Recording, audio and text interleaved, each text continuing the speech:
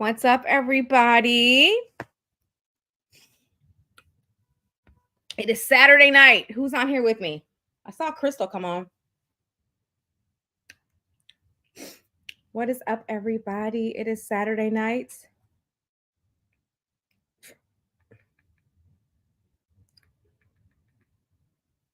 Hey, girl, how are you doing? I'm good. How are you, my friend? Good. I see Sizzle's on here. Hey, girl, how are you doing? Welcome to the live. Yay. She says, I got my house dress on. Have my jammies on. That's right. You got to make sure you take a picture because we're giving out an award. $25 Starbucks. That's amazing. That's amazing. Yes. And there goes Crystal too. She's full on in her bed. That's good. Yep. Yes, in her bed. Yes. Welcome to the live, you guys. I'm gonna post. I know it says a whoop whoop. She says whoop. Yes. Yes. We're just waiting for a couple people. Had a couple people inbox me. Were you able to get on? Oh, Crystal, this is Jolene. So this is her book, her 90-day.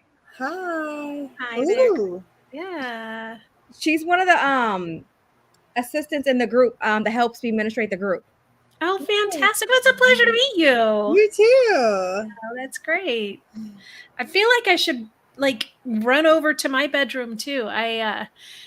My husband was in there being a man earlier, doing whatever they do in there. So I said, I'm going to stay in here. I know. I told my husband, was like, I'm going to go upstairs in the room. I'm going to come. No, you're not. You're going to go watch TV downstairs. Yeah. This is a girl thing. You're not coming up here. That is right. That's funny. Tiffany, are you streaming on Instagram? I just have my Facebook and my YouTube. Oh, okay. So I was like, do I need to watch Instagram? But okay, good. Yeah. So I've never done StreamYard Live. So this is new. And I know it says I can have up to 10 people on here. And then we have the chat going on. And we have Sizzle that's in the chat. And I just posted into the group. And I think someone just sent me a private message. Oh, no. Okay. Never mind. I sent you one way earlier, but then I saw the link. So just know that. Ignore that one. Okay. And I think we have is a Tori.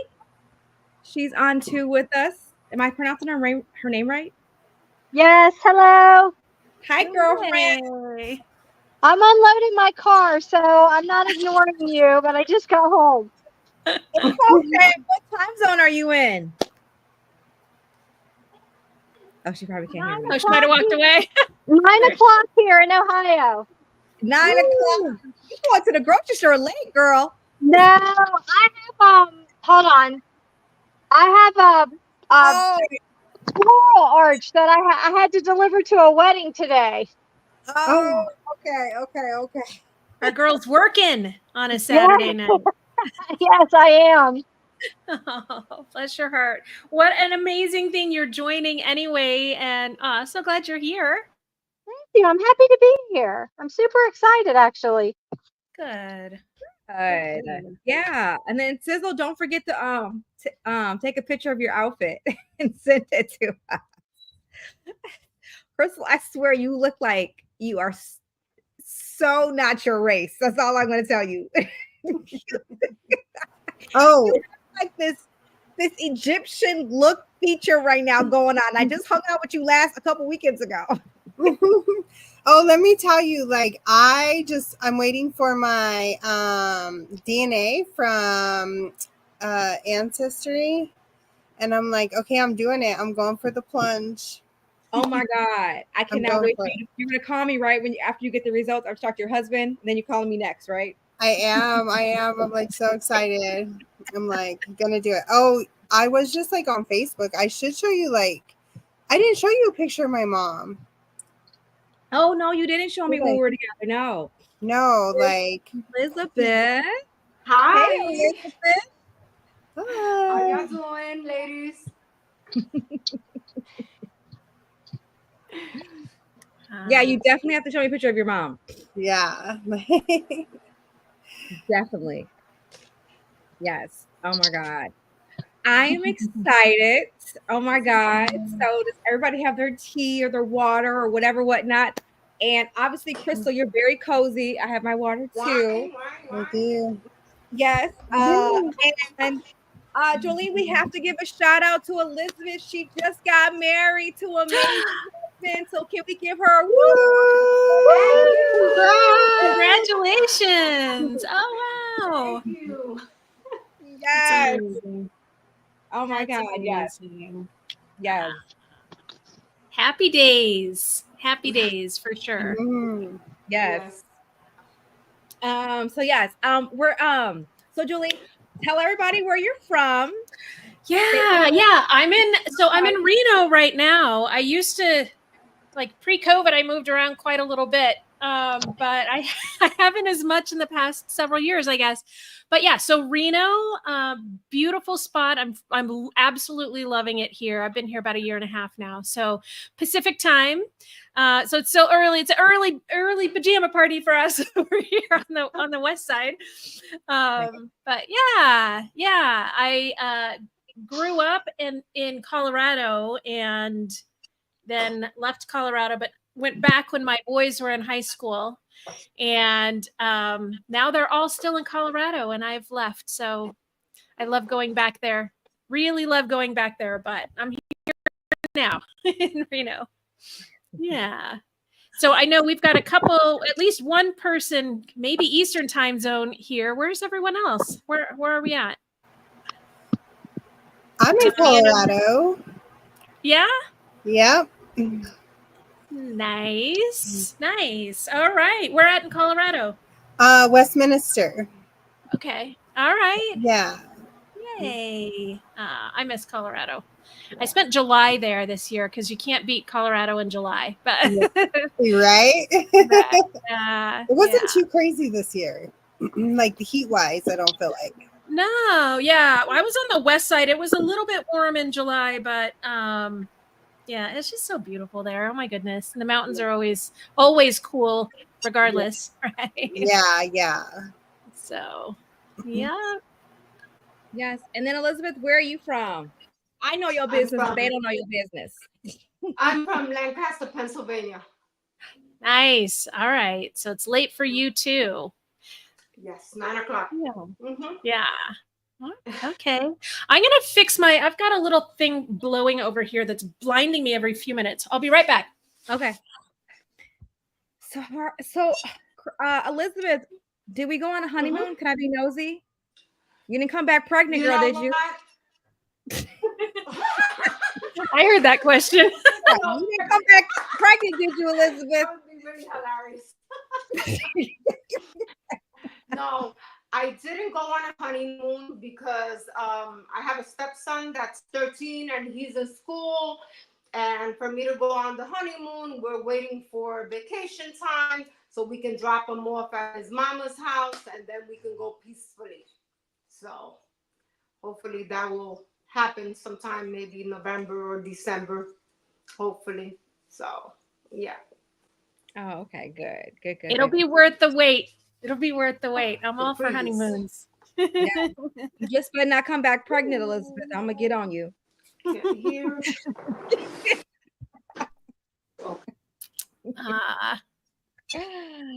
Yes. Well, ladies, That would be funny. No, you had to make the announcement in the group. We'll be having a baby shower. No. I'm teasing you. You know I'm joking with you. I know. She's like, oh, I know, girlfriend. I know. It's been a long time. 24 years. Oh, goodness. Well, welcome everybody to the PJ night. I just wanted us to be cozy, comfortable, just have some girl time to unwind because life be lifing, as that they say in the world of social media. And I just wanted us to come together as mamas and just talk and just have any questions. Again, Jolene, you want to go and introduce yourself because about your trauma recovery book. I have it already here. I still go through the pages because I had a trauma moment with my family. It wasn't really trauma. I'm just extra, so it's just probably not trauma. It was probably just me being dramatic. So I don't even know. I think it was just me being extra. Well, you know what? Those exercises in that book will help whether you're being extra or you've been really traumatized. So you're in the right spot either way. Yes. So, ladies, again, it's an open floor. Even in the comments, you guys are welcome to ask your own questions. This is going to be no judgment zone, and this is free, and it's just us girls having a good time, and we're going to chat. You can ask our questions. Again, I stress the most, it's no judgment because none of us are Jesus, and I don't think we want to be Jesus anyway. So I don't want to carry his cross. So, I love that. I love that.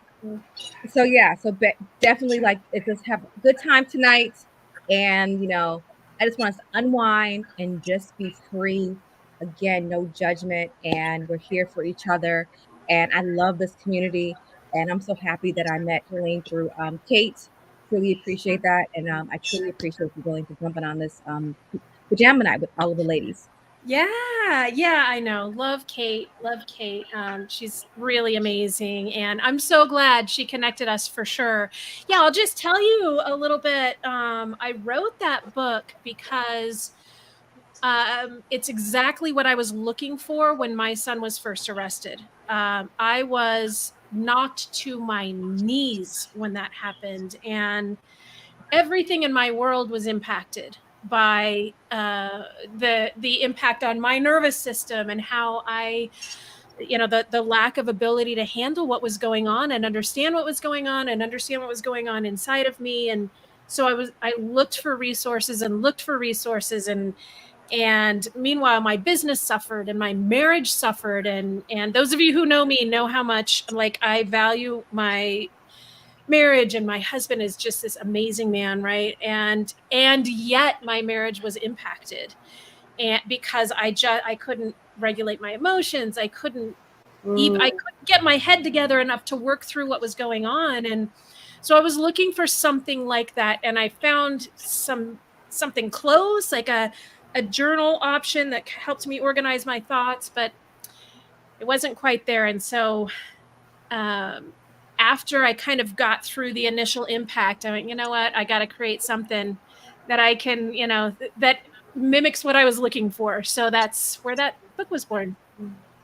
So I hope it helps others. I compiled the things that helped me the most, and then also things that I found were helping others the most as well. Because I'm not sure that there's one thing that helps every single person through an experience like this, but we can suggest as many as we can, and then hope something jumps out to somebody or a few of them. So that's what I did. Yeah. So Tiffany, I really appreciate you sharing that too with this group, and the pieces that have jumped out to you for sure. So I appreciate that. Definitely. Yes. Don't mind me because people are inboxing me about how to join. So don't mind me. Okay. No, that's good. Yeah. Cause I don't know about any of the technology part of this. I'm here. I'm like, I figured out how to get on. So that's good. Okay. Yeah. I just had a couple people to send me a message how to get on. So I'm just sending the link. So don't mind me. I'm always lost in that part. Always lost. Okay. Oh my God. I know. Elizabeth called me. I'm like, Elizabeth, I'm about to join the live. She's like, I can't find the link. That's funny. I appreciated you posting it. Can you share the link or the title to your book? I know, Tiffany, you shared what it looked like, but can you share it in the chat? Yeah, I already got it. Jolene, I'm here for the next. Okay. Awesome. So, Okay. All right. Yeah. If we get like the Crystal, I got you. I'm about to send it in. I'm just responding to someone's message Amazon on link. Facebook. Oh, Okay. wait, you already did. Okay, I see it. I was in the private chat. I didn't see the comments. Sorry, I had to got switch it up there. Okay. And I'm gonna put the Amazon link too in there. Just give me 1 second. I'm with you guys, but I'm just responding to people's messages. Okay. Okay, I You see got it. Okay. Thank you, Tiffany. Thank You're you. welcome. Yeah. So I would love to hear. I know that kind of in the Facebook group, this amazing Facebook group that Tiffany has created that is such a help for us moms that are going through or have gone through this unique and sometimes terrifying experience. Tiffany, I just want to thank you for providing this space, this no judgment space where we can share what we're going through. Because it's not always pretty and it's not always something that we can share publicly, you know, even with sometimes people close to us. So I see some of the things that people share there that other mothers have been sharing there. Questions, just such honest, heartfelt questions. Oh my gosh. It's beautiful. So, but yeah, if we have things that we want to go over tonight specifically, I mean, I've seen some of the things that have been mentioned recently we can maybe bring up, but I'd love to see in chat. I don't know if, I think Tiffany, you are monitoring chat, maybe other places. I am. Yes. I'm doing both. Yes. Cool. Yeah. So Yeah. the chat that I can see, there hasn't been real questions yet, but I can maybe bring up some things that I've seen in the past week or so in the group. Okay.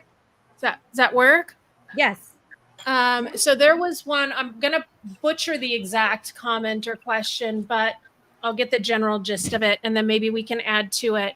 But there was a mother who was saying, you know, she's lost friendships. She's lost people that she thought that she could lean on. She found out through this experience, oh my gosh, maybe they're not as good of friends as I thought they were, right? Have any of us experienced that? And I know that I lost a friend or two through this as well early on before I kind of got my feet under me and learned who to talk to and how to talk to them without shame, right? Because there's sometimes some shame with this experience that is what I call inappropriate shame. We don't need to be feeling shame about this. This is not something that's wrong with us, this experience that we're going through. Right. But part of that building on this feeling of shame is if I hide this, then it makes it worse. So I think I need to be able to share this. There's like this, why can't I share this with everyone? And I don't know how else to put this nicely, except that not everyone gets to know everything about us, especially through this experience. A lot of people haven't earned that right and that privilege to know this and to walk this path and to share this with us. And when we can look at our community that we're in that way and say, okay, you know what, there's a person here who I see as a friend, but they haven't actually earned the privilege to know this about me. Then you can have that friendship with them that's maybe a little bit more arm's length and still a kind friendship. You can have coffee with them. You can, it's somebody that you work with, but you're not sharing kind of these most tender parts of your life, right? And it's okay. It's okay because we're not hiding. We're just not sharing everything out there for everybody to see. And so for me, I found it really helpful to have that little shift of I'm actually not hiding. I'm just not including everyone in my journey, in this particular journey, you know? Yeah. So a little bit of discretion without shame, a little bit of, hey, I'll invite you in if you've earned that right to be invited in, right?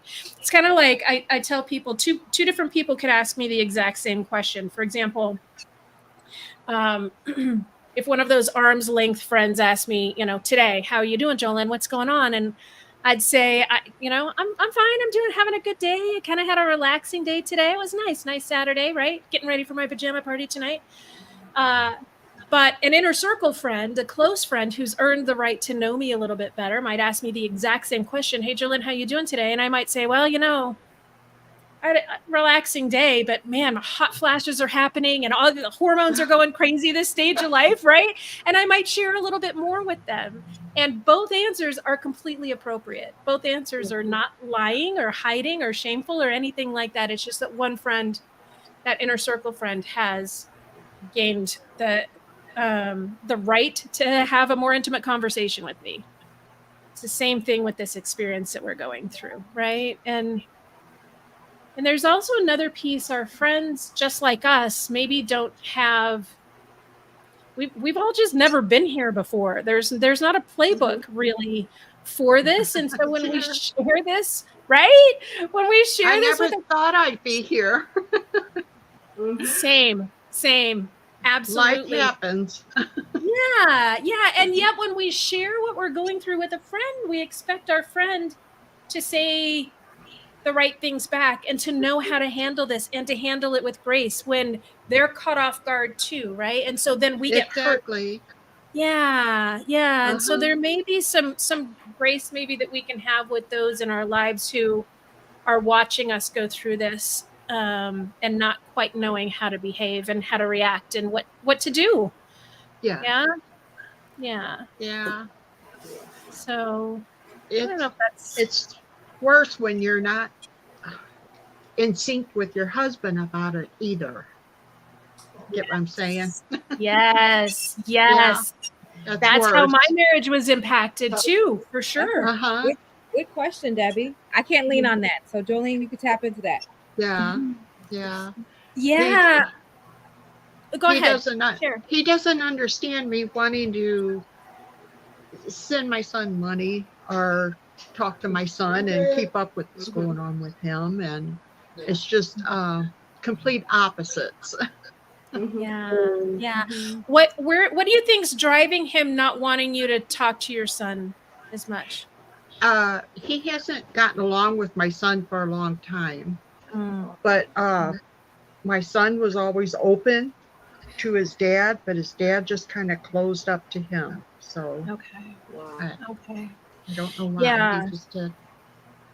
Well, I'm sorry that you're experiencing that, and that your husband and your son are experiencing that, and it sounds like have been for a while. And I think part of this is, as husbands and wives, mothers and fathers. Is this your husband's biological son? Is this yes? So honoring each other's relationship as an individual relationship with your child, right? It's your relationship with your son is never ever going to be the same as your husband's relationship with him anyway. So you honoring how your husband feels and not forcing him to interact with your son in the same way that you do, and letting him know vice versa. Like, hey, I honor whatever relationship you have with him. This is the relationship that I have with him as his mother. And, what can I do to really stand up to the kind of mother that I want to be, right? And show up there while not kind of impeding on my marriage here. And I think that the thing that helped me the most was real open communication, all the way through, right? So really getting down to, what is it about my communication with my son, our son, that is bothering you the most? And maybe it's financial because it's not super cheap, right? Maybe that's it. Has he told you other things that he's worried about? I don't know. He's just disowned him even before this. So which is sad. It is. And I'm sorry. Yeah, I'm sorry. It's got to be hard as a mom. You might ask him, until you know what his problem with you communicating with him is. It's hard to know what kind of how to work that out. But I would ask him how is this impacting you? And ask him in a real, open-hearted, honest way, how is this impacting you? And how can we work through this? Because I, as a mother, really feel a need to stay in contact with him. So how can I do this without hurting you? Yeah. Yeah. I found that most often, if we can ask what's beneath that kind of complaint, that's going to get us the most progress, right? Right. Yeah. Okay. Do you Well, get frustrated with him? Oh, I'm sorry. I just said thank you. Oh, yeah. Do you get frustrated with him for cutting off the relationship? Is there friction there as well? Absolutely. Yes. Yes, Yeah. absolutely. Yeah. So, but How, I guess we'll work through it somehow or another. But can I ask you that? How is him cutting off that relationship impacting you? oh, it kills me. It's hard to see as a mother. It's horrible. Yeah. I don't understand it. Yeah. And you might, that might be something to share open-heartedly in the conversation as well. But can you find yourself honoring that that's where your husband is right now? Yeah. I've already told myself that's it. That's just how it is. Okay. So, yeah. Yeah, that's hard. So, That's hard. We want yeah. the whole world to love our sons the way we love our sons, Yeah. right? Dang it. It's bad enough that he's in there, but it's worse if you don't have the support. Yeah. With the one you love. My husband and my son, Yeah. Yeah. And there's a lack of support that support that you need. You're not getting from your spouse either, right? In this situation. And so, in that case, I love that this group exists. I'm just going to say that. Oh my God, this is the best group. This is the Tiffany. I'm so glad you got this group. You're the best. Right after my son went in, I joined a lot of groups, and this one just struck with me. It just touched me. Oh, So, thank you, Debbie. It's nice, really nice. Thank you. Look, you make me feel better because I be going back and forth with Jesus. Like, Jesus, I don't know. You're doing the right thing by doing all this. It's really cool getting all these moms together and that, because there's a lot of hurt inside that other women just don't understand unless they've been in it, unless they've actually experienced it. I had a friend that her son was in jail, and I thought, oh, that's terrible. I felt sorry for her, but I didn't understand until it was me that it happened to. So, yeah. Walk the shoes. Anyway, I'm new to all this, but well, I'm glad you're here. I'm glad you're here. Well, and thank you for being so open. I really appreciate that. Thank you. Thank you. Yeah. Are there other people coming in? There's other people that's on the live. So some people are not going to, there's only a certain amount of people I can have on camera. Oh, okay. Yeah. But in the chat, it's completely, the chat, it can be up to as many as they want. But on the camera, it's only, I get you. I'm not going to stay real long anyway. So if I get off, somebody else can get on. No, it doesn't matter. It's a live, so anybody can jump in, jump off. That's how it works. Oh, I get you. A Facebook live or like an Instagram, TikTok live. Yeah, you jump in, jump out. Yeah. Okay. Alrighty. Yeah, just a PJ night, just some girls talk with Jolene, ask her some questions. So, who's next to ask a question? Or even just share an experience. It's difficult. We work through it together. Because experiences help others if you share them. It's like even with the message board, I go down there and read, and sometimes things really hit home, and it's nice reading other people's experiences. That is yes. Well, I'm gonna tell you guys mine. So I was sitting here trying to figure out what was gonna be my next YouTube upload, what I'm going to talk about. And I was telling myself that I just need to do a day in a life of what it's like to not hear your child's voice in 549 days. Yeah. That's horrible. So I haven't heard my son's voice. Yeah, at 549 days it's been, because he is in solitary confinement. So, and I just called up there yesterday to talk about the tablet. I'm not the lady. Isn't it funny, y'all, when you guys call for a wellness check? Yeah. Are the females nastier than the men? I can imagine that. Yeah. What is Anybody? that? Yeah. Crystal, what do you think? Like, 'cause the man was when I called up 2 weeks ago, the man I had, he was nice. The female I had, she was just nasty. Oh, My Yeah. son said that a lot of the women there are nasties. He said, yeah. He said they're just plumb out mean. Yeah. Crystal, what were you about to say? Yeah, I think well I've been dealing with like talking to like the medical, and so Mhm. it's predominantly females in medical, and they're just like even coming at it like just being curious. I feel like there's a sense of like we're like attacking them, and I'm like, wait, like I state that like I just want to be, I'm coming in being curious like about A, B, and C, and even just letting them know like I'm just curious. They're I don't know if it's a defense mechanism, if it's a power, like a power dynamic.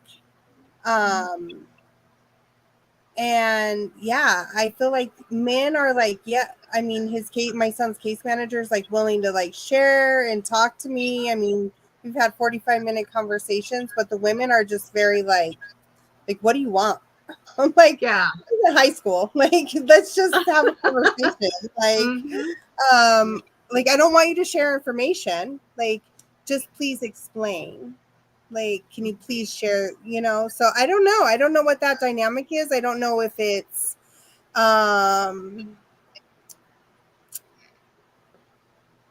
fear-based for them. You know, they're in a relatively unsafe environment for women to be in, and I wonder if that, like what you say, fear-based, if they feel like they have to be on guard more than the men, because here I am, a woman in this situation, in this kind of potentially, physically violent environment. I don't know. There is no excuse for being awful to another human being. There just isn't. But still on the telephone, they should be come decent. on now. I know. Yeah. I don't. Yeah, she was really nasty. And I was asking her the same questions as I asked the guy 2 weeks ago. And she goes, I can't give you the answer. And I was just like, but the gentleman I spoke with he answered the questions. Well, and I was like, no, you can answer those questions because I'm not asking you anything about I'm not asking like, where is he? I'm not asking those type of questions. I'm just asking, has he been checked on? Has the counselor went to go see him? Those are just the basic questions that I always ask. And did he get his tablet approved? So that question, it took me a minute to get out of her because I said the last gentleman told me that his tablet was denied.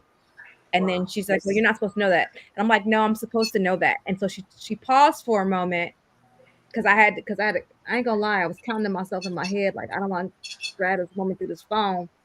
So that's because she was nasty. And so she paused, and then I paused, and then she goes, okay, let me go back. So let me go back to the records. And then she did find that his tablet was denied. And then she saw that he has to wait another 90 days for the tablet. And I was like, well, he's going to be out in 90 days. And she's just like, yeah, well, that's how it goes. I was like, okay. And so she's like, I'll send a counselor over to go check on him. And then that was it. And you never get to talk to him?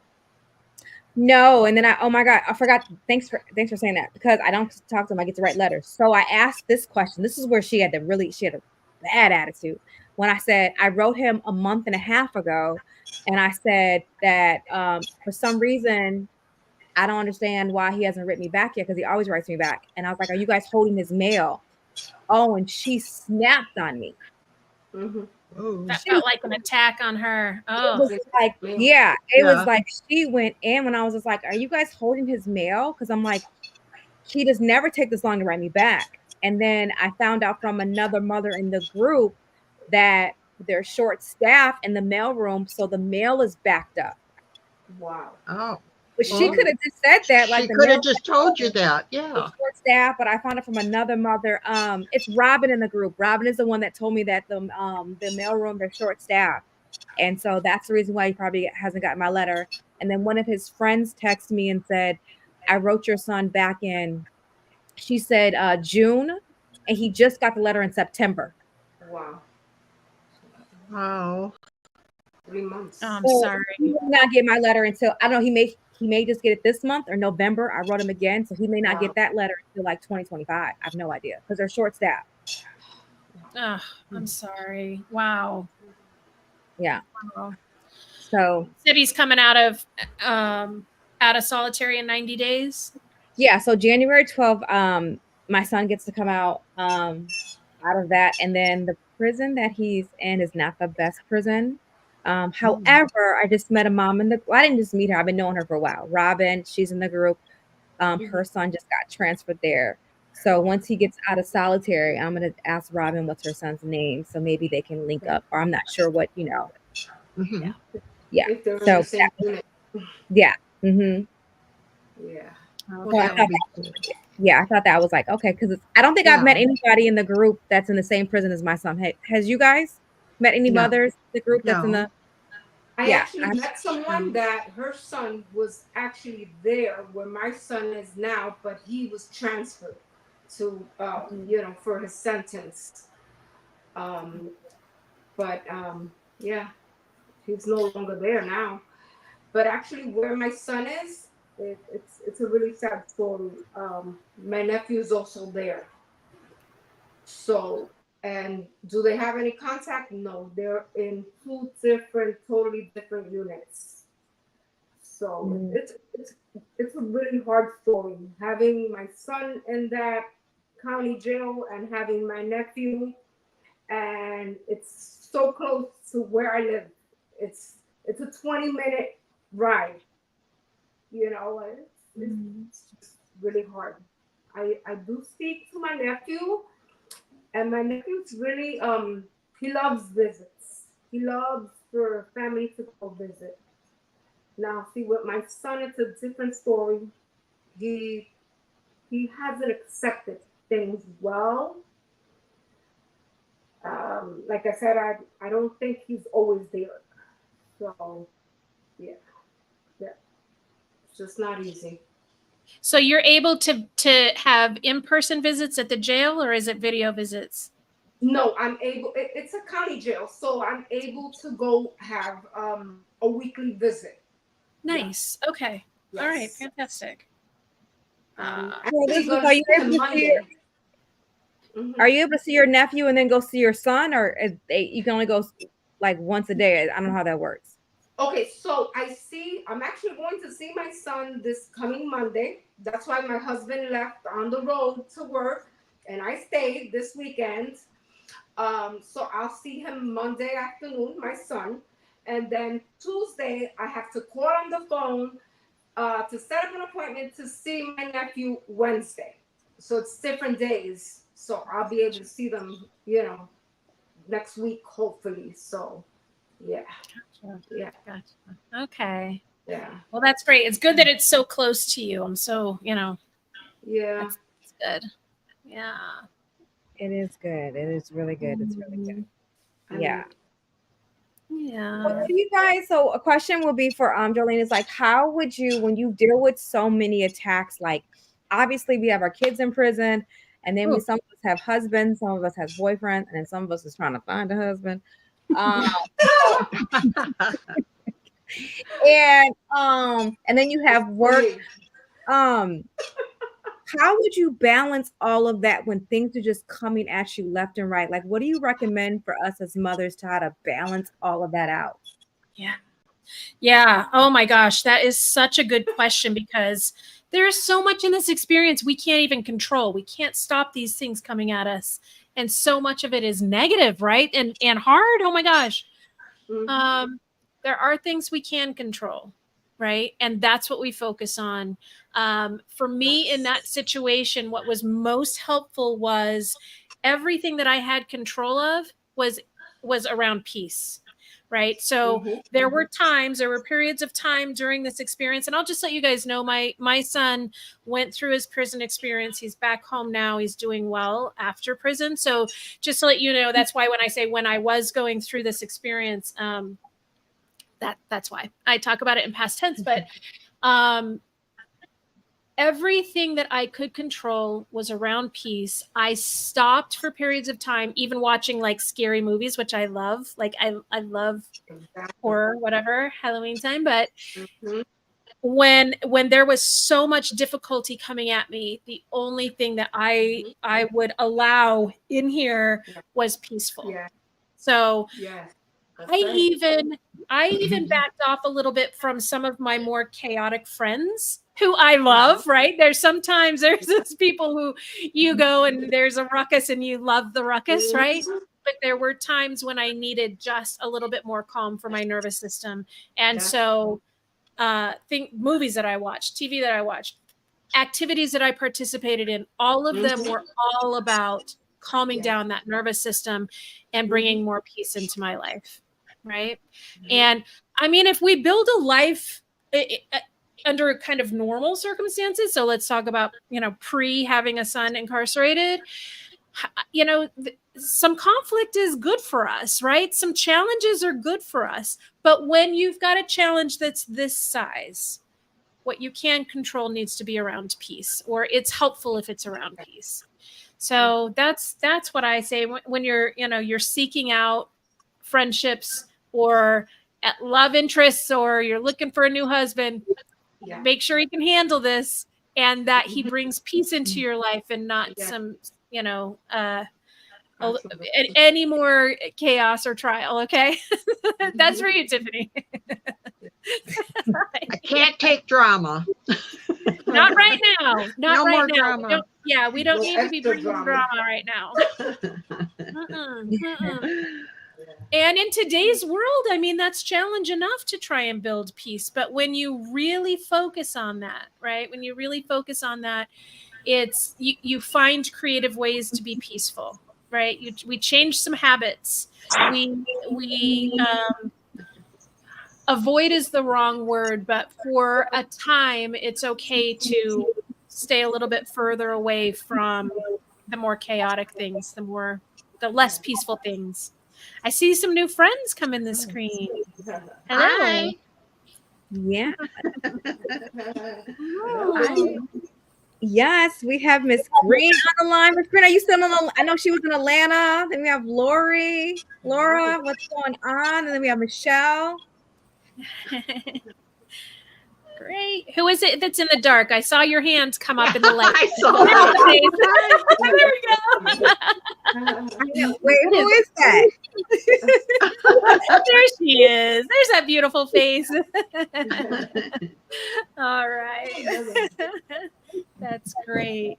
Yeah. So we were just talking about how to kind of combat all the things coming at us, right? And sometimes it's so much we can't even catch a breath. So that's my first suggestion is allow yourself a time to catch a breath and focus on that. Focus on some downtime and some quiet time. Yeah. Gotta have it. Yeah. One thing until, once we have another question, interrupt me, but there's another thing that really, really helped me in the beginning, because I don't know if any of you feel this way, but I had such amazing dreams for my son. I had his life planned out and it was successful and it was going to be amazing.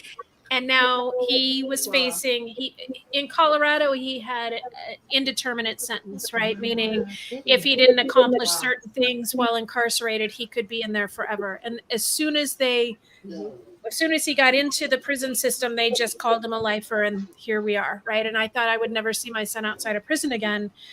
And I thought, oh, his life is over, right? I just thought there was so much grief around this future that I had planned for him and that he was working towards, and our future relationship and just him as a human being. Like, how can he be, how can he even have any kind of mental health, emotional health while incarcerated, right? And thank goodness, man, I had the most amazing therapist through this. I'm not sure that I could have made it without real direct support. I couldn't find groups like this back then when I was first going through this, which is part of why I suffered as much as I did. I really suffered. And I didn't have support. And so this is why I'm so grateful for people like you, Tiffany, who have these groups. Oh my gosh, because things would have been different. My business even today would have looked different had it not suffered in the way that it did back then, right? My marriage would look different too had it not suffered in that way. But one thing that my therapist pointed out to me, she brought up Maslow's hierarchy of needs. Does anyone know about Maslow, the therapist, psychologist who came up with the needs that we all have in order to be emotionally healthy? And he puts it, kind of displays it like a pyramid, right? At the bottom of the pyramid, we have our most basic needs, physiological needs, a roof over our head, food, water, clothing, the ability to sleep, those kinds of things. And she asked me, does your son have that?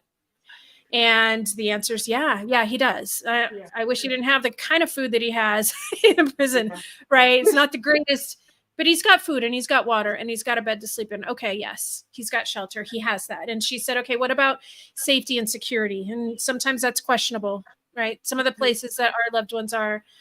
But there is there's some security there.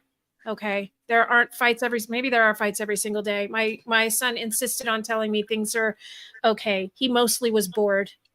That was his experience. And so I thought, okay, there's some safety there. There's a semblance of.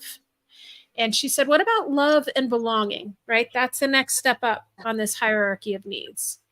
Can he make friends there? Can he have a sense of connection while he's there? Can he feel love while he's incarcerated? And I thought, oh my gosh, I love him. And I know he feels my love. And he's talking about friendships that he's making in there with I always told him, stick with the good ones, right? Stick with the good guys that aren't going to get you in trouble, that aren't going to fight with you. And he did that. And so, yeah, he did have a sense of love and belonging there. He made some friends there. Okay, I'm feeling a little bit better, right? The next step up on Maslow's hierarchy of needs is self-esteem. Can he do things? Can he achieve things while he's in there? Can he gain the respect of others? Can he show his unique talents, his unique abilities while he's there? Can he build confidence while he's there? And my son, the answer for my son was yes. He did everything that he could, right? Luckily, he was in a place where there were some programs. He had a job. He always had a job while he was in. I know that there are that's not the case with every prison, unfortunately, with every facility. In those facilities, if there aren't programs, can we help our sons and I don't know if there are people with daughters in this group. Can we help our children to build some confidence? Can we send them things, some self-help things that they can learn? Can we, connect them with some remote learning opportunities, those kinds of things? What can they do? Can they help others in there with things that they need? Those that maybe can't read, can they help them read? Those kinds of things. What can they do to build their self-esteem? There are opportunities. We need to look for them, right? And the top of Maslow's hierarchy of needs, sorry, there's traffic outside. I'll need to close it. Tell me if I need to close my window. But they're leaving. Okay.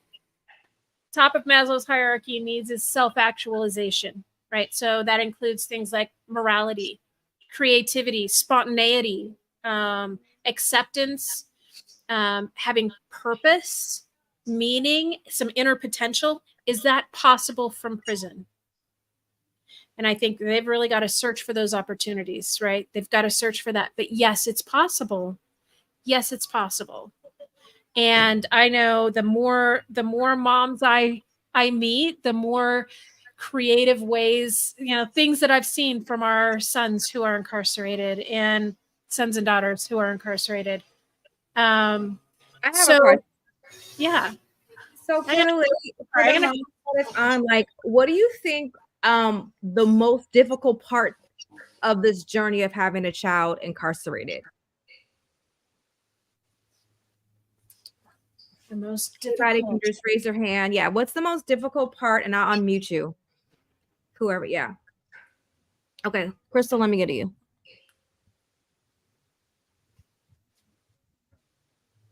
Did I unmute you? I got it. Okay. So I think like for me and just hearing like about Maslow's hierarchy of need that you were explaining, like so my son has been in like started in juvenile and is now an adult, and like finding that purpose through prison without having that. And so I think like for me what I battle with like as a mom is that in the way I view it, like through in some part like I have to separate myself from being like mom and then like look at it through my professional lens, is like where is the help, like the therapy component and all of that, because without that somebody who has like experienced a lot of trauma since early childhood and being in the system, it's really hard for them to see all of that and then going in at like a really young age. They haven't experienced anything. And so it's like I'm like trying to help him and like with um finding like even his purpose, because sometimes he's like I just don't have a purpose, like going in so young. Now he's like dependent on like these older guys to show him things, and I'm like they're just going to show you like the crooked way, right? Like because Yeah. they're not there, and he listens to that. So like for me that's like really hard because, and I struggle because I'm like, the judge told my son, you deserve to be an old man coming out of there like crippled, old, disgusting, like the yeah. And I'm like, this isn't doing anything for him. And like I really struggle because I sent my son a book about like reflecting on like the good times in his childhood to kind of get him to a point of like, look at the good times and then we can build on that. But like I'm his mom, I'm not his therapist. Like they should be offering something for him. And they don't. And it's so super hard because I don't want to take my professional lens and use it with my child. Yeah. Yeah. How do we just be a mom when they need help that they're not going to get otherwise? Yeah. So like that's so hard. But like I like as a mom, right? We know how to talk down our kid, you know, for the most part. And but it's like I'm trying to do like my best of like giving him just that support and like guidance right now of like, okay, but then there's no professional guidance within there. And then it's like, it's so hard because I like, for me, I want him to be successful when he gets out. Yeah. But yeah. I get conflicted, right? Because I'm like, oh my God, like I can't do this. Like it's not good for me. That what you just said is so important. And I see another mama who may be struggling here. Can I just check in real quick and then I want to come back to that? Yes, please do. And I don't know her name. I saw a hand up though. Are you okay? Yeah, your hand. Is she off mute? Hola, can you hear me? I can hear you. Are you okay? Yeah, I'm okay. I was just crying a little bit because I can relate. I can relate to you a lot, but I relate. I don't see your name. I'm so sorry, but I'm I can Jolene. relate to Yeah. what is it? Jolene. Jolene. Jolene. Hi, Laura. Yeah. Hi. Jolene. Anyway, yeah, I can relate, and it makes me cry because I've been there for. My son is 43, and there's a lot of people on this page that Tiffany created. Thank you, Tiffany. Um, really. So among us, there gotta be somebody that can help us somehow write or do some sort of real petitions, about the mental health care of our children. Yeah. Yeah. Thank you for sharing mass love over there because, I was thinking, yeah, he got all of that. And I said to my son, you were born a leader, so you got to do what you got to do. And I'm with the notion in my life that wherever you go, you go and plant a garden no matter what, even if you have to be a cactus garden, but you got to, so. But my main concern is that too about the mental health of many of our incarcerated children because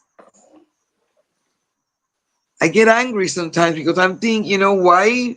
I mean, it's not the system, meaning the government, to educate our children that for some reason or another have some mental issues, but I think it is cheaper and more functional for society to have these kids treated when they're young, not incarcerated them and let them, it's like we don't have enough guidance for these kids. So honestly, I just feel like among us, there's gotta be somebody that knows how to do stuff, to write petitions to our politicians. I know they're a corrupt system, but I was thinking today that I posted something in Facebook about women before 1970s. All of the things that we women could not do, like vote, like have a credit card, Right. like this and that and whatever. And there was somebody out there that did this, and make us be what we are today. But so I don't know. I just an idea that it's always in my heart that how can we help our children? I'm trying to send magazines and some people don't receive them or they don't think they're adequate. I cannot send stuff for them to entertain themselves because I know boredom. So what do I do? How do I help not just my son, but the system as a whole? Because it's all of us, it's each one of us in the sense that it's us as a society. Look at us, there's over 5,000 people in Tiffany's page. That's just a page. You understand? So I think we can do a lot more than I don't know than what we're doing. I am very depressed person before Oh, all of this. So this is getting even worse. But I see it because I see it happening from childhood. yeah. Those kids that exhibit those ADHD or whatnot, like autism, schizophrenia, I don't know, whatever it is that they have, but they're not treated well. And Yeah. they got to be more resources from early stage. And while they're there now, I think they got to be other ways to do things. I hear everybody in different jail systems, in different, states, and people are talking how this happened in this jail, how this happened in this other jail, and I really don't comprehend. I don't. It disturbs me, to be honest with you. So some days I don't want to even come back to this page because I feel like I cannot do anything for my child and for other people. But it's like, no, I gotta come back because somehow somebody's gonna do it and it's gonna help us as a society. I have You some know? thoughts for you. Yeah, I have some thoughts for you, okay? Um, some of these are specific to you, and I think that these are kind of similar situations here. So, one is it does sound to me like hearing the stories of other people, like what's going on in these other prisons, it's actually not protecting your peace. And so there may be times when, you may come into the group and post something positive, helpful, some encouragement for mamas, but not scrolling and reading other people's experiences. Do yourself and your son a favor and maybe just take some breaks from doing that. Maybe you can say once a week, I'll read other people's experiences. The rest of the time, if I go into the group, it's to post something positive without reading other people's experiences. Because if you overload your nervous system too much, you're not there to help anyone, including yourself or your son. Okay, so learning how to really positively interact in a group like this when you're overloaded is probably the most helpful thing for you. Stay engaged in the group, but in a way that serves your nervous system. Okay. You need to take care. You can't pour from an empty cup. You've got to take care of yourself first. We say this, every plane flight, they tell you put your own oxygen mask on first. They say that for a reason. You've got to take care of yourself first. Okay. Part of taking care of yourself is encouraging other mamas. And I get that. And that's one reason why these groups are so amazing. And Tiffany's created such an amazing group. So posting encouraging things without reading others for this period of time where you're struggling is probably a really good thing. The other thing is we may need to, especially for those of us who have incarcerated loved ones in facilities that don't have any kind of real mental health, let's not rely on the facility to provide that. I have a couple of resources. Is that okay if I share them, Tiffany? The Compassion Prison Project is doing a lot of work around mental health in prisons. They're based in California. I'm not sure how much work they're doing nationwide right now, but they're an amazing group for that. They do the oh my gosh, I forget what the circle's called, but they teach about ACEs, which if you don't know what those are, they're adverse childhood experiences. And there's kind of a little quiz that you can go through. And they do this. If you go to the Compassion Prison Project website, you can see a video of what they do inside prisons. It's pretty amazing. And they're working really hard to improve mental health opportunities in prisons. Okay. So that's one. Maybe get involved with them if you want to volunteer in some way. Maybe if that feeds your soul and you have the energy to do that, that may be a way to do something like that. The other thing is I do have a couple of colleagues who they're not therapists, they're coaches who work with young men who are men. They don't have to be young men, but men who are incarcerated like this. So they'll provide coaching calls with the incarcerated person, just however long the calls are, they'll work with the rules in the prison, and then they can provide some guidance, some coaching for them, some teaching them some emotional resilience and some crisis management skills, things like that, where your sons may be able to relate to them a little bit more than hearing, even if as mothers we tell them the same thing, right? So I have some of those resources. We're all in Tiffany's group. So if you are interested in that, reach out to me and I can share those resources with you. There's a couple of 2 or 3 different coaches that I know that do that. Okay. So yeah, I think right now we're at a point in our society, in our prison system, that I'm not sure that we can rely on them to provide any kind of mental support to our loved ones. That's just the reality of it. I hope that changes. But right now, today, that's the reality. And it stinks. And I'm sorry. It makes me angry. So, yeah. I hope that's okay. I know we're still... Are you okay? Nope. She's... Yeah.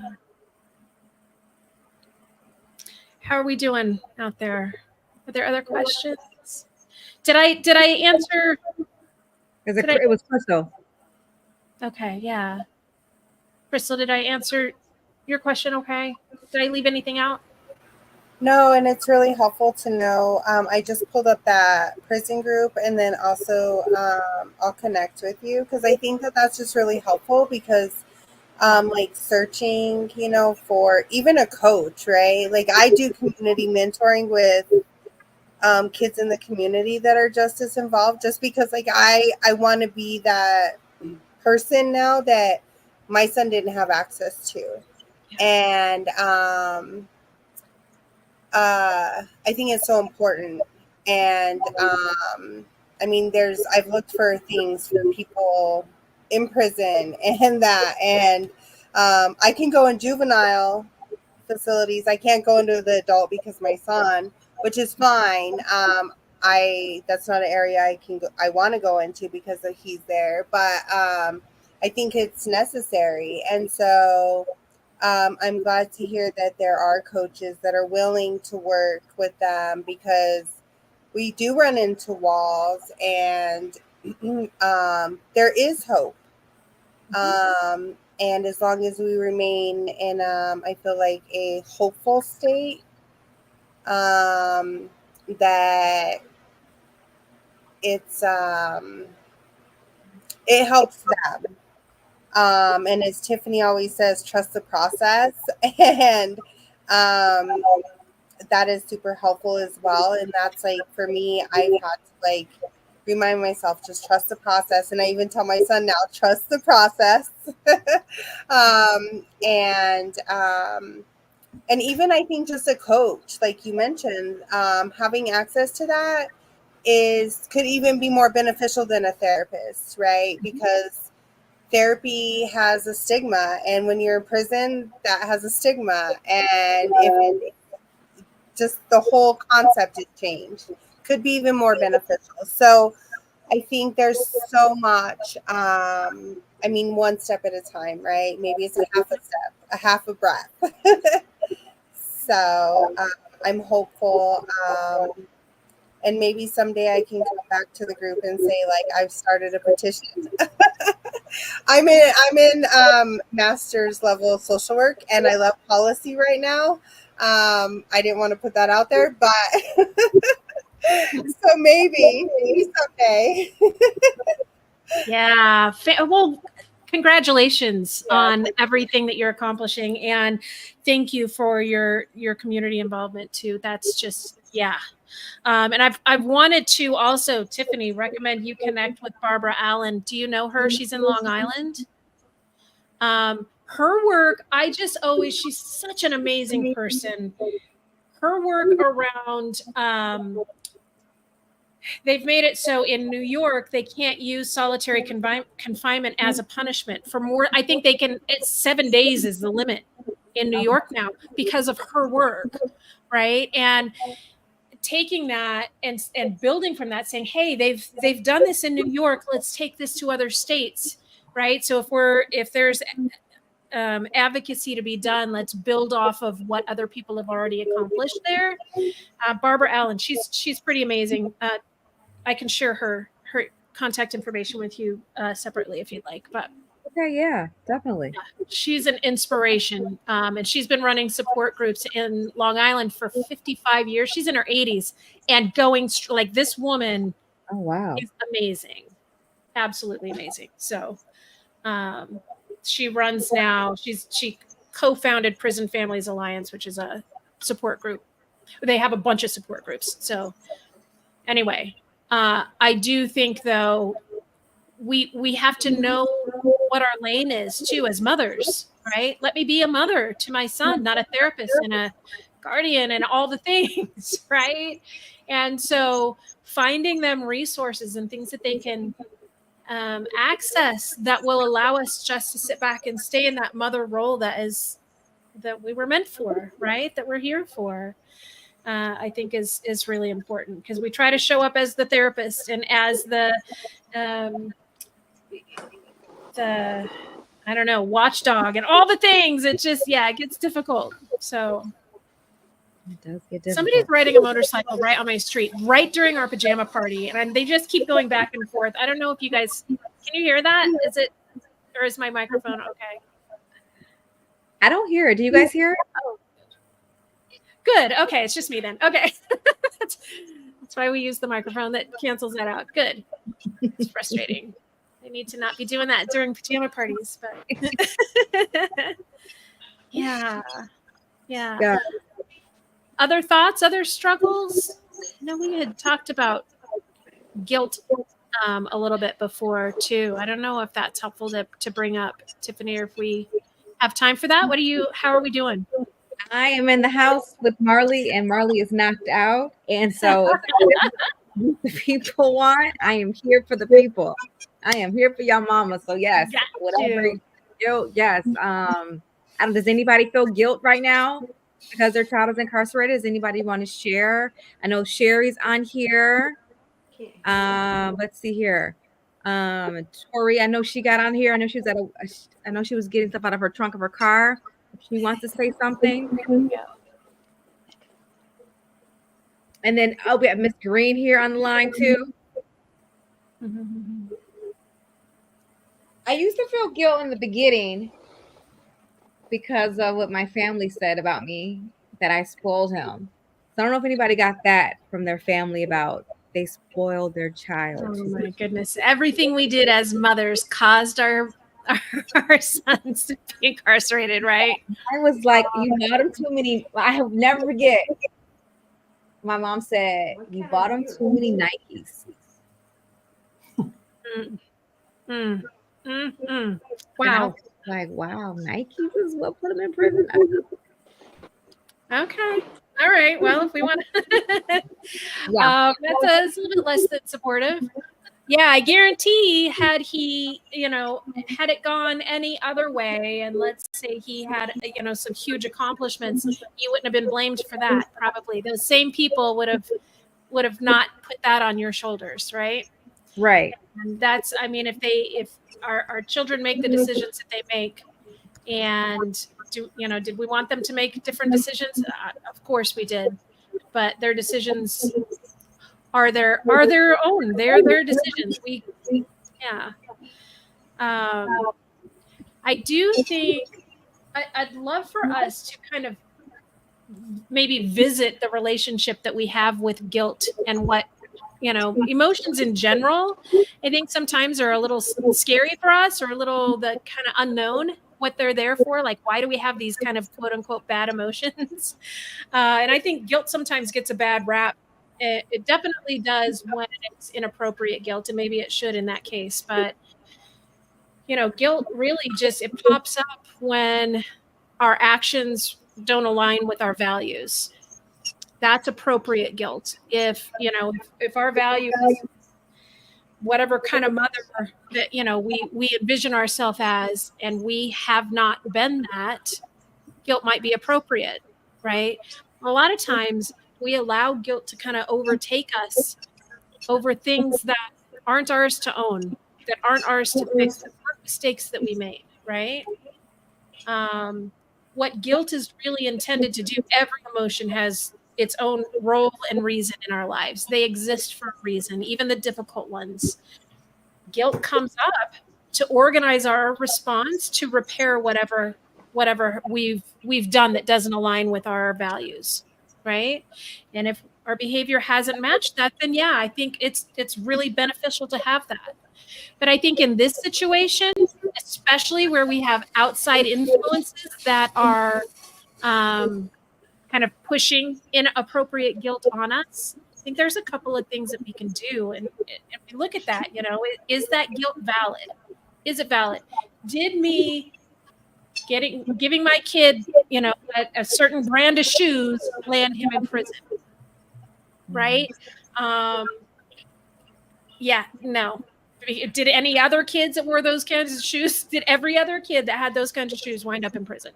Did Michael Jordan end up in prison? That would be the question. Right. Like, yeah. And is that what that is? Is it's holding yourself to this unreasonable standard. It's ridiculous, actually. The kind of shoes you gave your kid didn't land him in prison. Okay. Or someone said to me the other day they worked 2 jobs because they had to provide, because they had multiple children.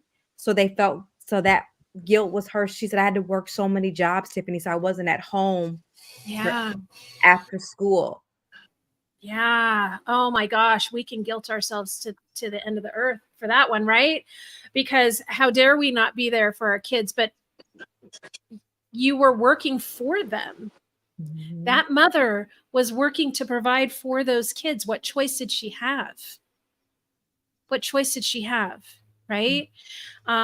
So when she was working those multiple jobs, was she showing up as the mother that she needed to be at that time? Yeah, she freaking was. Yeah, she was. That guilt is inappropriate. We can ask ourselves that question, am I holding myself to unreasonably high expectations or standards? Yeah. Am I holding my past self accountable for information or resources that I didn't have then? Right? If we answer yes to either one of those questions, this guilt is inappropriate, right? And we can really take a step back from that emotion and the experience that we're having and say, wait, hold on a minute. Let me take a good look at this, right? So I think that's step one. Let's determine if it's even valid. Okay. If I really did neglect my child, maybe I was an abusive parent. Okay. And this is not easy to talk about, but maybe there are some things that I did that caused some adverse childhood experiences, right? And really did harm my child during his formative years. Should I feel guilty about that now, right? First, we need to ask, do we, what access to resources did I have? Did I have information then that should have stopped me? If we find that our guilt is valid, that, yeah, I really should have treated my child better, right? Like I knew better. I was stressed for whatever reason. I mistreated my child. What we do with that, there are some things that we can do with that if the guilt is valid that we're feeling. Okay. And I want to address that too. So if the guilt is valid, let's just get this out of the way. What we can do is make a plan to repair that damage that is caused. Okay. And then carry out that plan. If I mistreated my child in any way, what I'm first going to do is make amends with my child, right? I'm going to let him know, hey, here's what I'm owning up to. Here's what I did. And I'm going to ask my child, what can I do to repair this? And listen to them. Listen, right? We're going to make that plan. And you might need some help around that, and that's okay. So we're going to make a plan for how we're going to handle that, and then we're going to carry out that plan. If we find with that those couple questions we ask ourselves that our guilt is invalid, we really need to work on correcting that irrational or unreasonable belief that we have, right? Lower our standards for ourselves that are completely unreasonable, right? And remind ourselves that, hey, I was doing the best I could as a parent. I worked because that's how I provided food for my children, right? So we're either, if it's invalid emotion, we're correcting our beliefs. If it's valid, we're going to correct the damage that we did, or we're going to at least work on it. Okay. Regardless if it's valid or invalid, we're going to work through this process with others who understand and support us without judgment. And where can we find those people who understand us and support us without judgment? Where can we find, I don't know, maybe this group? Maybe this group. Yeah. Mhm. So every instance I would say, let's bring this to the group and say, listen, man, I'm really feeling like I just like the mother did with you, Tiffany, man, I was working a couple of jobs. I was working 2-3 jobs and I wasn't home after school and I'm feeling a lot of guilt, right? Those of us who are here tonight, who are hearing this, can ask her those questions. Well, hold on a minute, right? How did that, like, what was your value there? Why did you work those couple of jobs? Walk her through that. Oh, I was working those couple of jobs because my kids needed food and they needed clothes and I needed to provide a house for them. Okay, did those couple of jobs do that? What would have happened if you didn't work those couple of jobs, right? What would have happened? What could have happened? You were doing the absolute best you could, right? This is how we help mothers who feel inappropriate guilt. Does that make sense? Yeah, definitely. It makes sense. Yeah. Because Yeah. guilt is thing.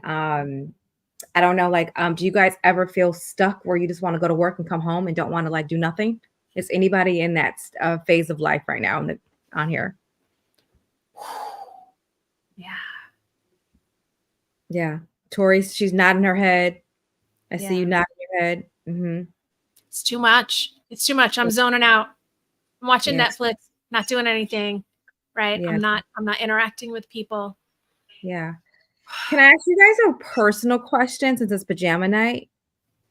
Did you guys ever, when we were little girls, did you guys ever have a dream and did you put it on the shelf because now you're so sad because your child's incarcerated?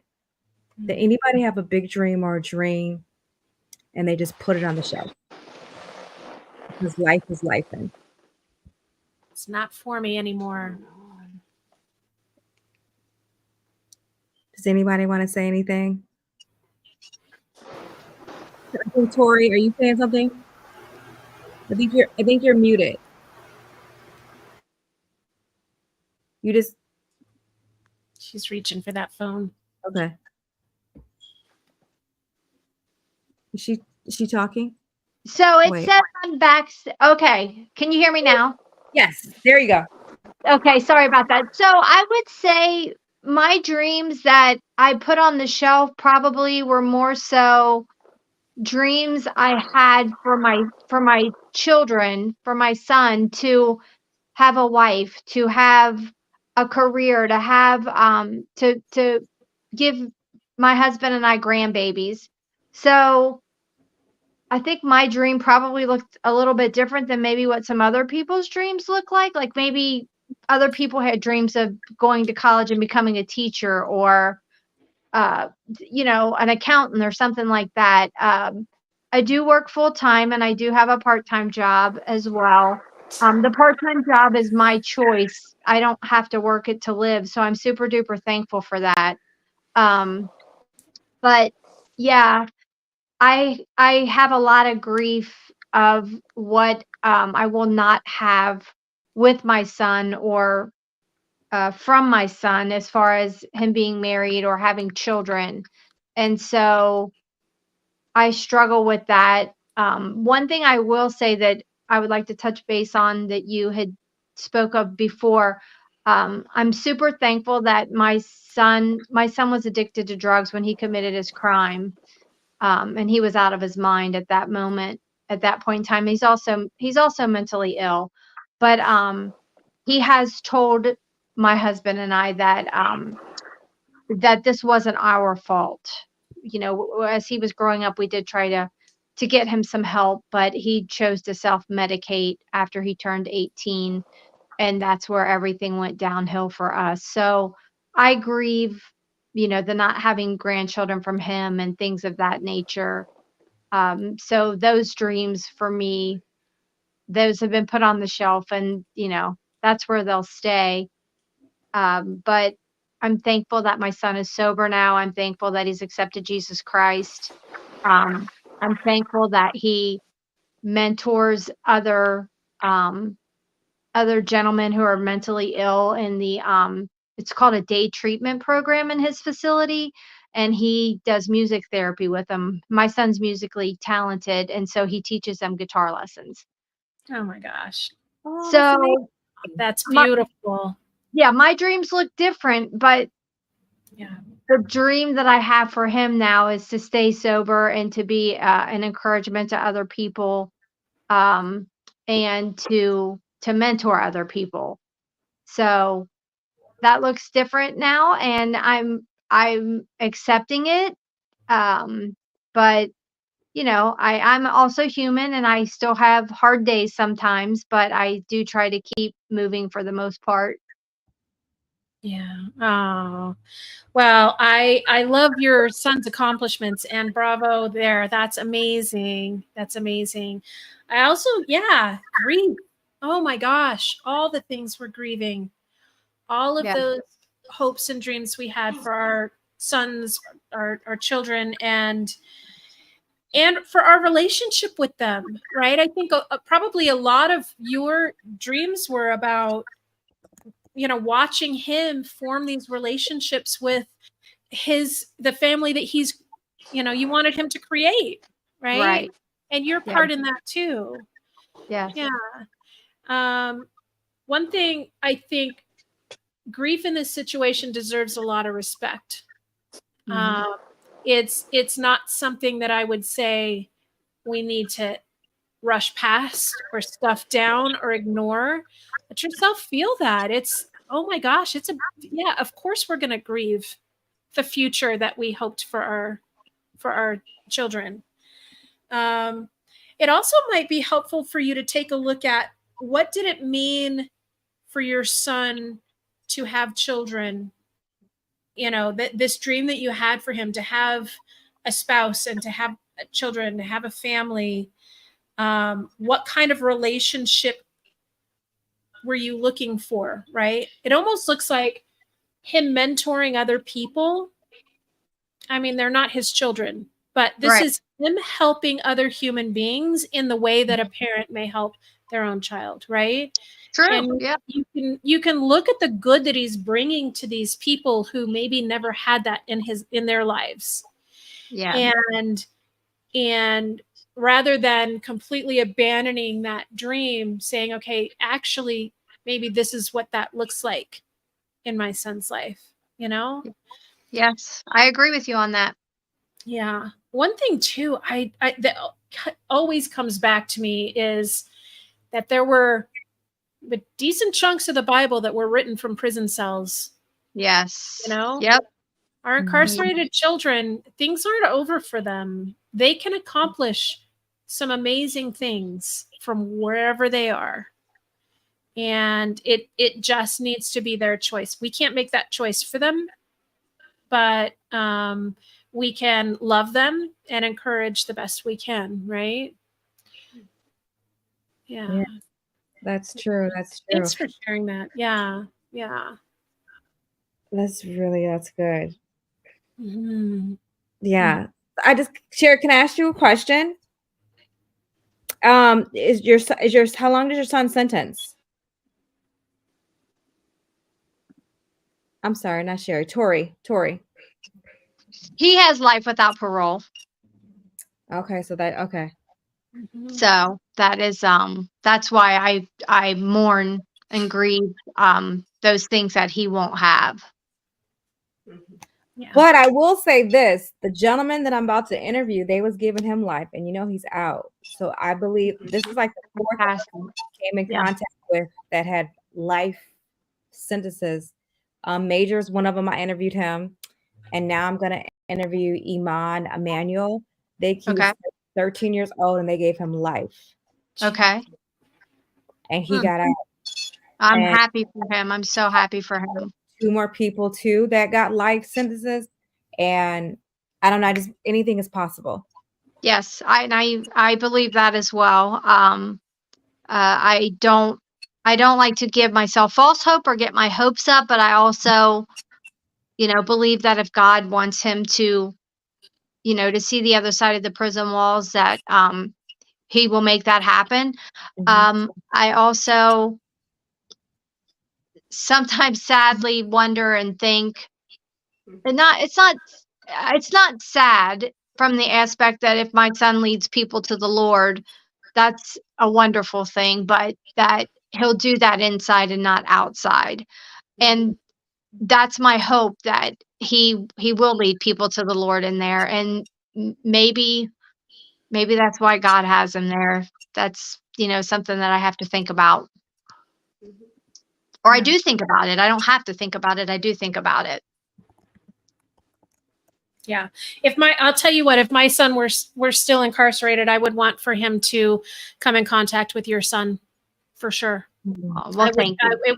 It would warm my heart if that, you know what I mean? And yeah, there's work to be done inside those walls. There are people who need support and help, and people who are there to do that. And I think your son is one of those who's there to do that. Yeah. Yes, I would agree with you on that. And we've been fortunate enough to be able to talk to a few other incarcerated individuals there, and they tell us what what a joy my son is to them and what a great influence he has brought into their lives. So those are things that that help us get through, the everyday to day things, and super thankful for that. And I I just hope that he continues on that path. Praise God. Yeah. Praise God. Miss Green, go ahead. She has something to say too. I Oh, unmuted you. okay. I wanted to say that I've been on this journey for 18 years now, and I've learned a lot of lessons. I've experienced every emotion there is. And one of the main lessons that I've learned is that because we carry these children in our wombs and we nourish them and we take care of them when they fall, when they're learning to walk, and when they fall off the bike, they come running to mommy. Every time they get a boo boo, they want mommy. So we're just have this thing that that's what we're supposed to do. We're supposed to protect them and keep them safe. And in this particular situation, we don't have that control.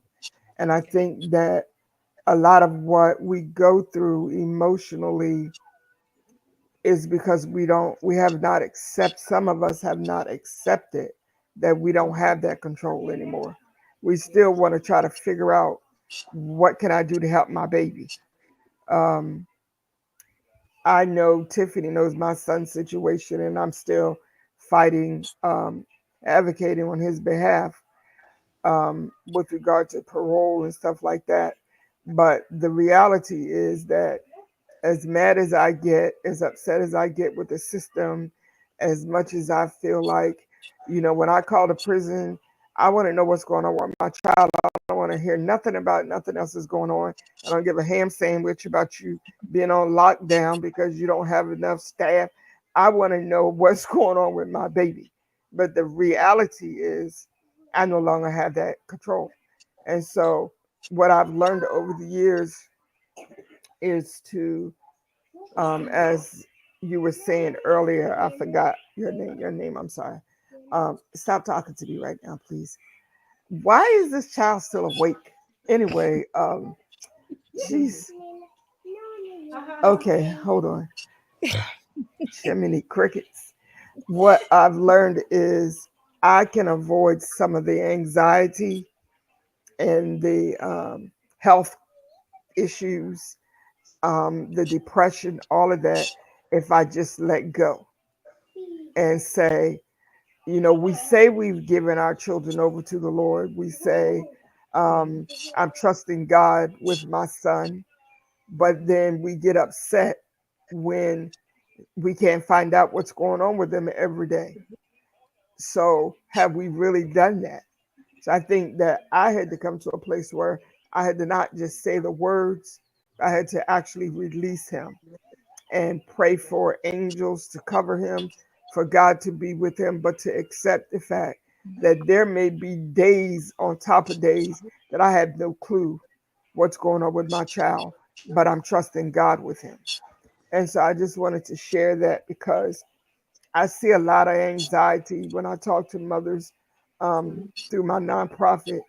It's always a matter of, but I need to know, but I need to know. I can't find out what's going on.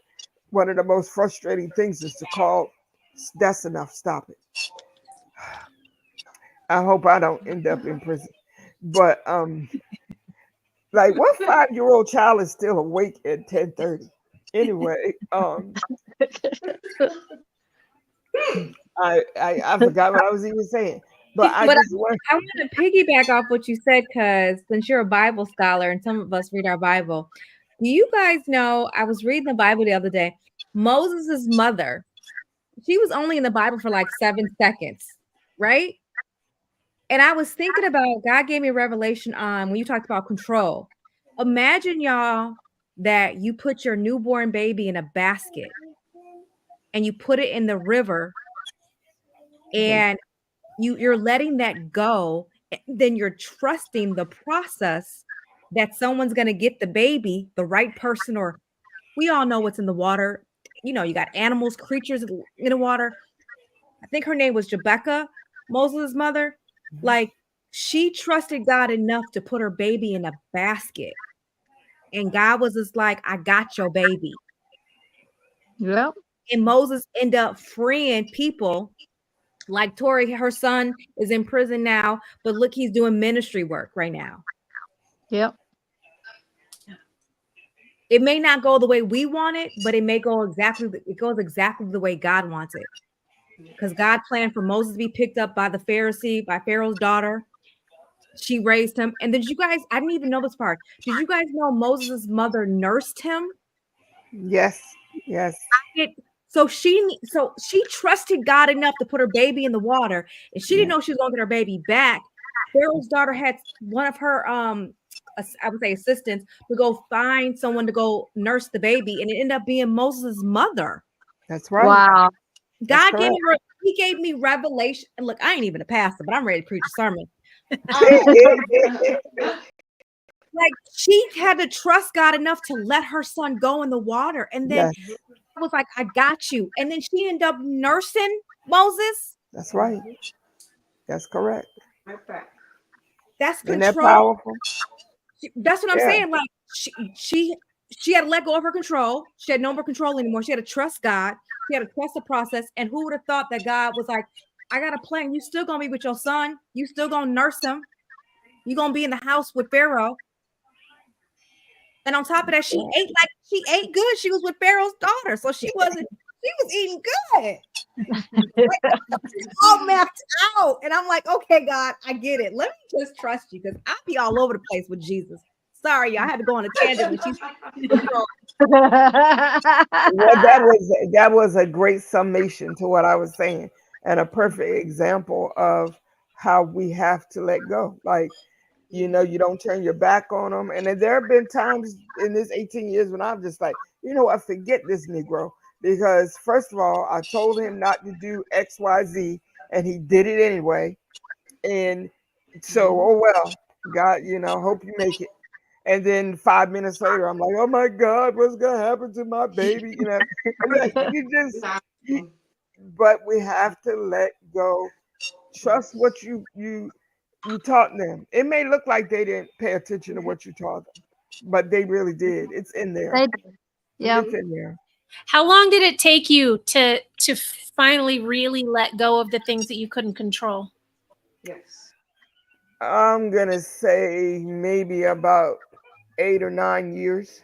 Yeah. Wow. Yeah. It's not easy, especially as mothers. It goes against our nature, completely against our nature. One thing that's helpful with that, there's some kind of magic that happens with pen to paper, right? This is why I left a lot of open space in my book for journaling. Make a list, write down all of these things that are on your mind that you're wanting to control, write them all down. And then the ones that you can't control, cross those off. Okay. Ones that are within your control, circle those and only focus on those. Okay. Because guaranteed there's going to be plenty that you write down that you have to cross off. Right. Yes, and when you want to go back and control those things, look at that list and, oh, no, that one's crossed off. I'm going to let it go.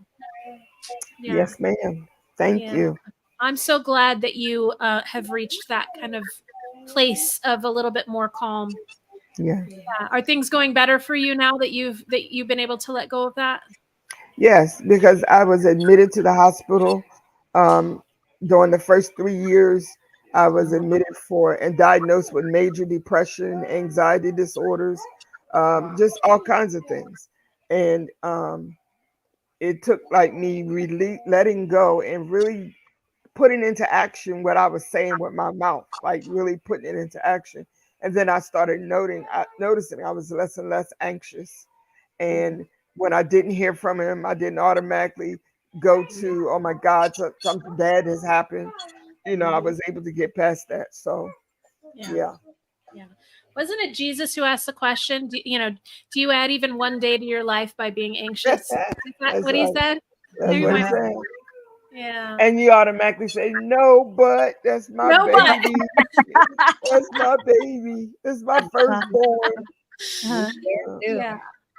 I'll just add to that. We also don't add one day to their lives by being anxious about them. Yeah, that's the truth. We really don't. We really don't. Yeah. Crystal put in the Thank you, comments. Tiffany. You're welcome. Crystal put in the comments. She goes, that is the most challenging part, just surrendering. Yes. Yeah, because it goes against our nature as mothers. We want to protect, we want to take care of our boys, our daughters, our children, and this we have to learn to let go. Taking care of them in this instance looks a little bit different than what we expected, right? There are ways that we can still take care of them, care for them. It doesn't include having anxiety and wanting to control, knowing what's going on with them every single day. It's got to look different, right? So we look at how does me caring for my child look now that prison is involved, right? And a big part of that is taking care of ourselves so that we can show up for them when they need us. I think that's the biggest thing, actually, right?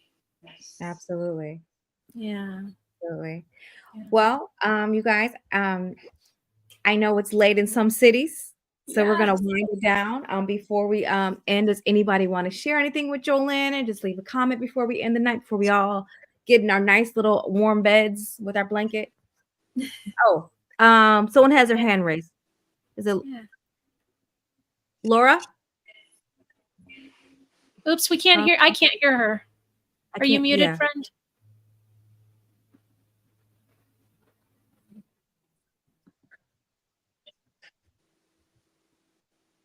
Oh, shoot. We can't. Yeah, you're unmuted on my end.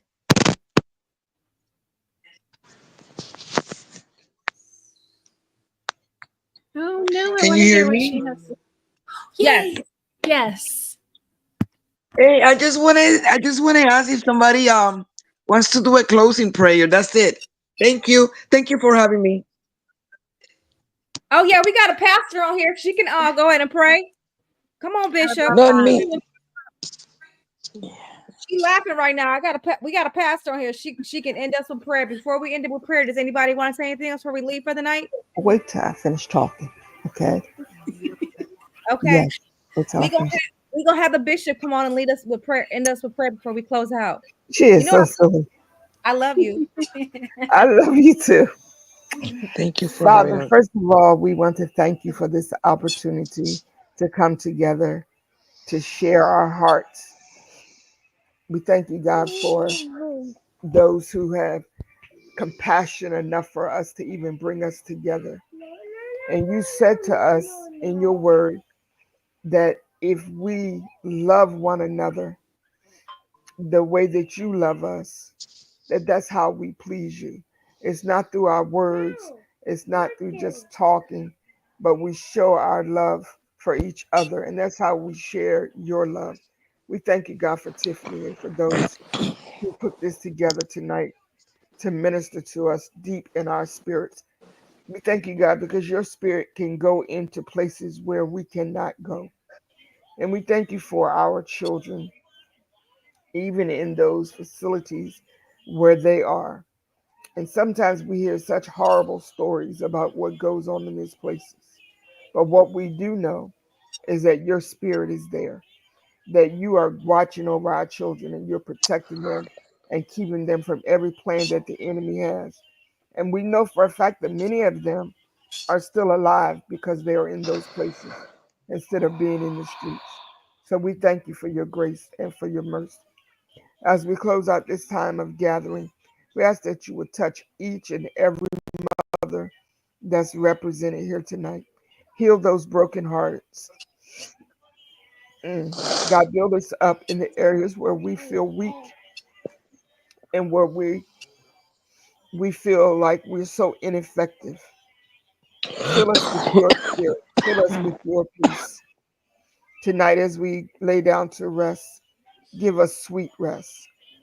There are Hallelujah. mothers in this room tonight that have not even slept a whole 8 hours in months for worrying about their children. But tonight, I pray, God, for supernatural peace that we can rest our bodies and rest our minds. Heal us, Father, in Jesus' matchless name. Amen. Amen. Amen. Amen. Amen. I love you, ladies. Thank you.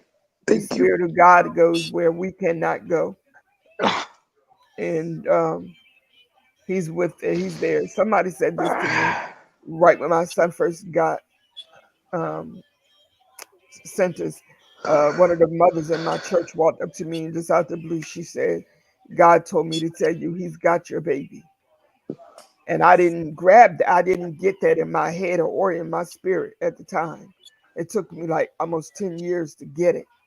That God's got our baby and yours too, Tiffany.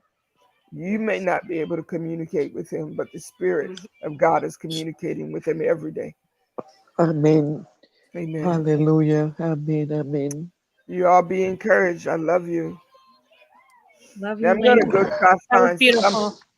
Thank you. Thank you. I'm gonna try to find some Benadryl or something and knock this baby out. Don't do that. Aw, All it's good right. to hear that little one. Thank you, Queen, for Thank having this you. night. Gemini, I All thank you. right. So everybody say hi. Oh, Oh, Hola. hello. Somebody's not sleepy at all. At all. And I'm so A confused. little bit. It's every other night he's out by 8:30. And Yeah, but tonight it's I'm like, pajama party night. Today's a special I night. know, right? He's like, I want to stay up for the pajama party too, Grandma. Do you have your pajamas on? I yes. want to see pajamas. Yes. See, so I got my dinosaur pajamas on. Let me see. Let me see those dinosaur pajamas. Stand up. She wants to see your dinosaur. Stand up. Woo! There they are. Oh, precious. That's great. All right, ladies. Thank you so Good much. night. Good night, You're welcome. Good everyone. night. Thank Good night, you. everybody. Have a good night. Thank you.